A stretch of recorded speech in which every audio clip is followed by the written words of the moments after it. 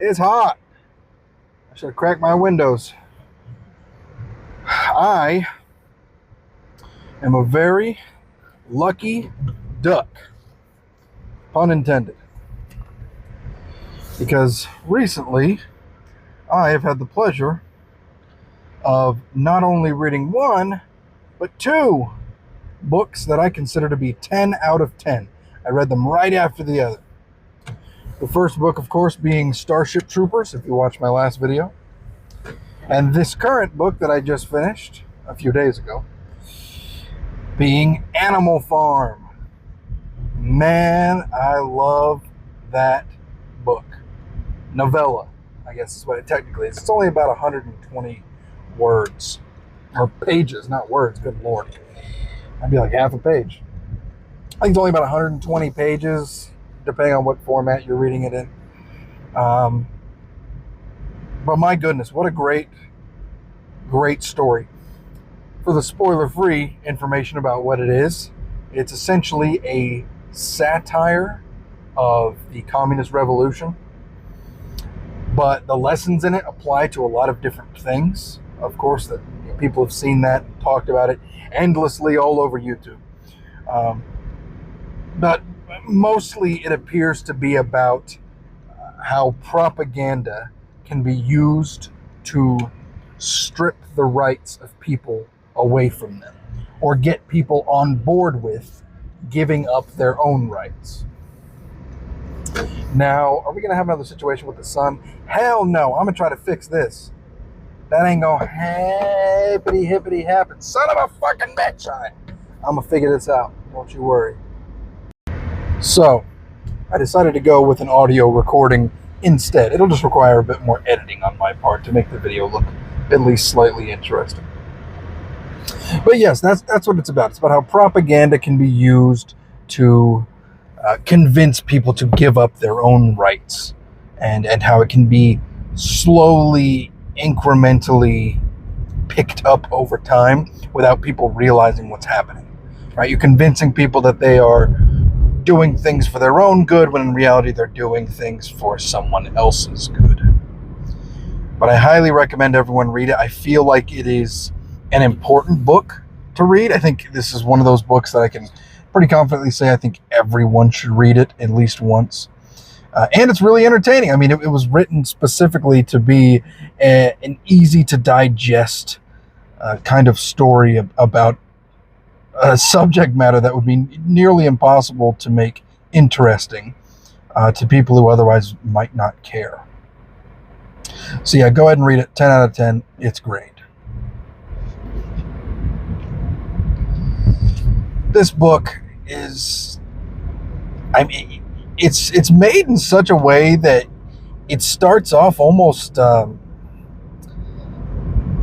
it almost just feels like a kid's book. And I guess some people have said it technically is a kid's book. I don't know how, because it's so freaking dark. But it starts off a bit more whimsical at the beginning, and by the end of it, it just devolves into full-blown horror. I mean, it's terrifying. It's so dark by the time it gets to the end of it. But I love it. I love the, old Major being the kind of voice of this idea of freedom from your oppressors, freedoms from your masters, and then that idea being corrupted by power-hungry people who take these very, starry-eyed animals on this farm, and using their positive outlook on the future and their fear of the past to turn them into slaves once again. I've heard that Snowball, the pig Snowball, is like a representation of Trotsky. Snowball is very idealistic. I guess Snowball has ideas and believes in this democratic system, this voting, the putting out the correct information to all the animals so that everybody's involved in a sort of way. And of course, he is run off by Napoleon and Napoleon's dogs, which Napoleon is able to do this because he gets a hold of the children. The only reason why Napoleon's able to seize power is because he gets a hold of the children, right? These litters of pups that he insists should be raised by him. And so he takes them away, and it says that eventually nobody even questioned it. They totally had forgotten about the puppies. And Napoleon in secret is raising these children to believe all of these things. The dogs don't even talk. They're just a force at that point, because Napoleon has told them whatever he's told. We don't know what he told them. All we know is that when the puppies go into the care of Napoleon, they're puppies. And when we see them again, they are vicious killers that do whatever he tells them, whenever he tells them to do it. They are guards. They're the secret police, right? And they just act on his every whim. And it's because of this power that he's able to hold on to, or is able to seize power and scare away his number one opponent, Snowball, who he was always getting into these debates with. And of course you have Squeaker, the big Squeaker, who is very charismatic, and everybody listens because of the way that his tail wags when he really gets going, and he cries when he's supposed to cry, and he's excited when he's supposed to be excited. Every time Napoleon does something that the animals might see as being questionable or against their beliefs, their core beliefs, Squeaker immediately goes to all the animals and explains how no, what he did was actually exactly what we want. Right? This is what we voted for. This is why the revolution happened. Surely you don't want Jones to come back, right? And the animals all eventually go, oh, yes, I guess so. And they just kind of shrug their shoulders and move on. Now, then, of course, you have Benjamin, who is the donkey,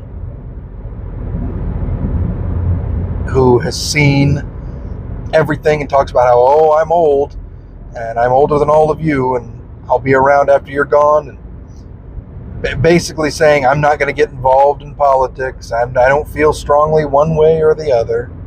I'm just here. He's very Eeyore. He's almost kind of depressed, but it's because he knows what's going on. He's the smartest one there, because he knows what the pigs are doing. He sees what the pigs are doing, but he doesn't think anything's going to change. Life has always sucked. Life is always going to suck. That's his outlook on things. Then there's the strong workhorse, who works himself literally to death because he believes so strongly in everything that they're doing. He's the strongest, hardest working one on the farm. And his two core tenets are, I will work harder, and Napoleon is always right.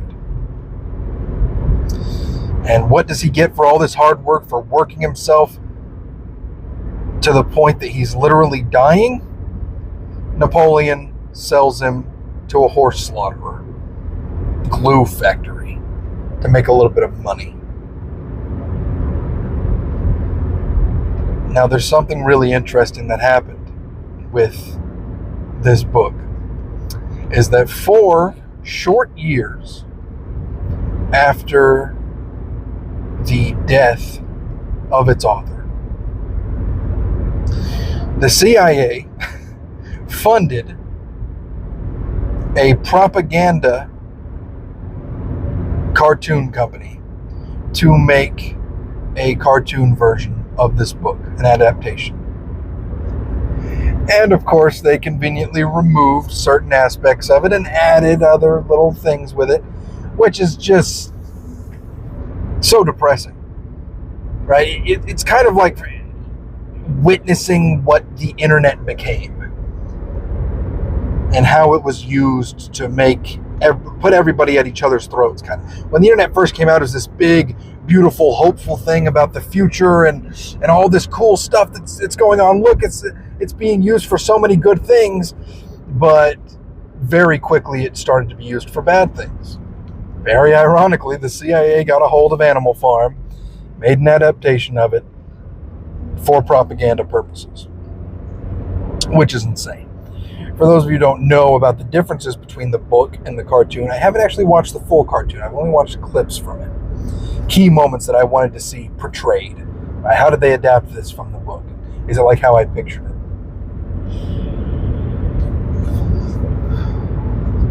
One of the things they do is they basically remove the humans completely from the story. Napoleon starts slowly making deals with the humans in the book and slowly becoming a human, basically, saying, going from, 4 legs good, 2 legs bad, to, we're going to work with the humans and we're going to sell things to them so we can make money, and basically turning the farm into his own private slave plantation for him to make money that he can use to buy whiskey and make himself, more powerful and get drunk and party.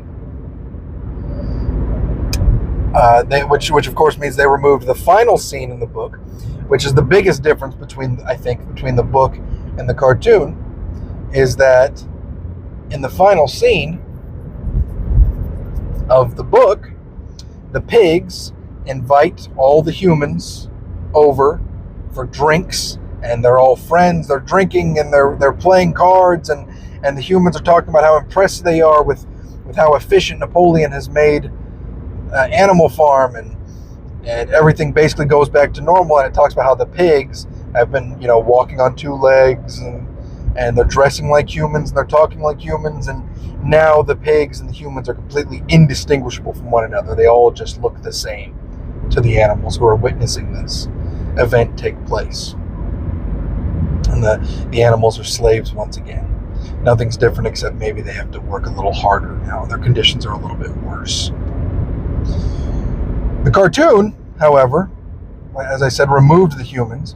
The cartoon has this moment where there's that iconic line where they have their commandments written along the wall about, humans are bad, we need no animal can kill another animal, and whatever. All these different commandments that they have now been removed, and all it simply says is all animals are equal, but some are more equal than others. Which is, one of the craziest parts of the book. In the cartoon, when the animals see this, they realize, what's happening, and the pigeons all fly all around the world, and they tell all the other animals about it, this horrible injustice that's happened, and so all the animals rise up together to take out these evil communists that have taken over the farm, and then it's a big, beautiful, happy ending.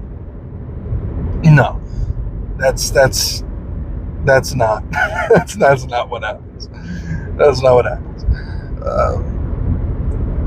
But of course, the CIA, the reason why they did that was to convince people to rise up against communism and see communism as this great, horrifying evil with no good at all. They even take the Trotsky pig, right? The pig Snowball, who's the closest thing to a good guy that you have with the pigs.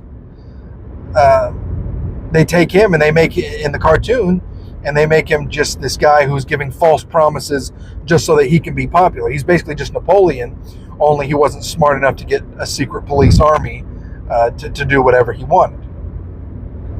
There's this moment where he's talking about how I promised you all a 4-day work week, and then Napoleon says, hogwash, and then Snowball says, a 3-day week. No, a 2-day week, a 1-day week, right? So he's just promising the people whatever they want to hear in the cartoon, whereas in the book, it's more reasonable. It's more, if we actually listen to Snowball, maybe we actually could have a 4-day week, and we're actually listening to each other, and we're voting on things, and everybody's equal, and they completely took that away, the CIA, because they didn't want there to be any positives to what was happening on Animal Farm.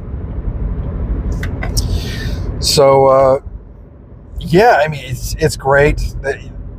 Better YouTubers than me have made better videos on this subject. I just wanted to talk about it because I read it very quickly. It was one of those books that I read super fast because I loved it. Very entertaining. 10 out of 10. Go read it. I don't know what I'm going to read next, but hopefully it's interesting. Thanks for watching. Adios.